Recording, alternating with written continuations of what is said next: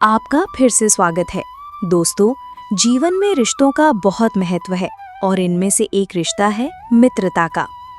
क्या आपने कभी सोचा है कि एक सच्ची दोस्ती क्या होती है? क्या उसमें पद, पैसा या कोई स्वार्थ होता है? आज हम भगवान कृष्ण के जीवन के एक ऐसे अमर प्रसंग पर बात करेंगे जो हमें सच्ची मित्रता का अर्थ समझाता है। सुदामा और कृष्ण की अटूट दोस्ती।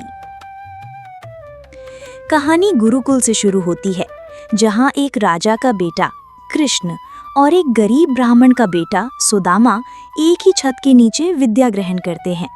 उनकी दोस्ती किसी पद या स्थिति से नहीं बंधी थी। वे एक दूसरे के सुख दुख में साथी थे, साथ खेलते थे, साथ खाते थे। समय बीतता गया। कृष्ण द्वारका के राजा बन गए और सुदामा गरीबी में अपना जीवन बिताने लगे। एक दिन सुदामा की पत्नी ने उन्हें कृष्ण से मदद मांगने के लिए भेजा। सुदामा संकोच कर रहे थे क्योंकि वे खाली हाथ जा रहे थे। उनके पास कृष्ण को देने के लिए सिर्फ कुछ मुट्ठी अव्वल यानी पोहा थे, जो उनकी पत्नी ने बड़ी मुश्किल से जुटाए थे। वे झिझकते हुए द्वारका पहुंचे। और फिर क्या हुआ? जब कृष्ण को पता चला कि उनका मित्र सुदामा आया है, तो वे नंगे पांव अपनी सारी रात से शान को छोड़कर दौड़ पड़े सुदामा को गले लगाने। उन्होंने सुदामा को अपने सिंहासन पर बिठाया, अपने हाथों से उनके पैर धोए और उन्हें अपने महल में रुकने के लिए कहा। कृष्ण ने सुदामा के लाए हुए उन मुट्ठी भर पोहों को बड़े प्रेम से खाया और उन पोहों के बदले सुदामा की दरिद्रता दूर कर दी, बिना उनके मांगे।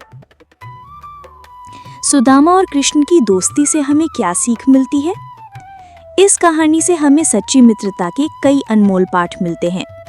निस्वार्थ प्रेम और स्वीकार्यता।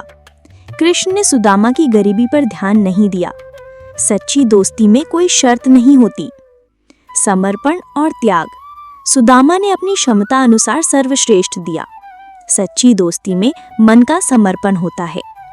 कृतज्ञता और सम्मान। कृष्ण ने राजा होते हुए भी मित्र को सम्मान दिया। दोस्ती को कभी छोटा ना समझें। बिना मांगे समझना और देना। सच्चा दोस्त आपकी जरूरत को पहले ही भाप लेता है। समय और दूरी का बंधन नहीं।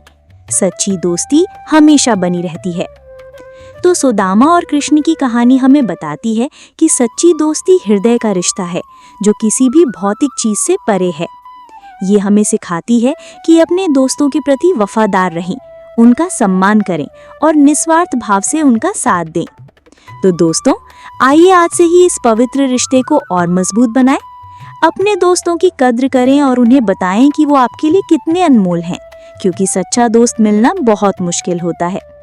आपको ये वीडियो कैसी लगी और आपकी दोस्ती की सबसे अच्छी कहानी क्या है? हमें कमेंट करके जरूर बताएं। अगली वीडियो में हम भगवान कृष्ण के एक और प्रेरक उपदेश के साथ मिलेंगे।